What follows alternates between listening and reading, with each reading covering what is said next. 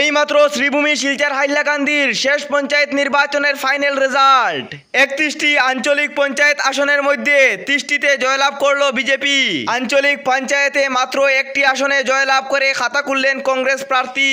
310টি গাঁও পঞ্চায়েতের সদস্য পদে 251টি আসনে বিজেপি মিত্রজোট সমর্থিত প্রার্থীরা জয়লাভ করতে সক্ষম হয়েছেন। ওয়ার্ড সদস্য ও সদস্য পদে একমাত্র আসনই জয়লাভ করলো বিরোধী দলের সমর্থিত প্রার্থীরা।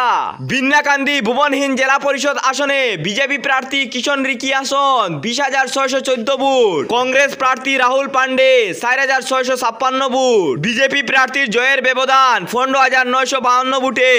দেওয়ান পালরবন্দ জেলা পরিষদ আসনে বিজেপি প্রার্থী বিপ্রজ্যোতি বাউরি 19,951 ভোট, কংগ্রেস প্রার্থী মনোজ গিয়াল 3,954 ভোট, বিজেপি প্রার্থীর জয়ের ব্যবধান 16,037 ভোটে।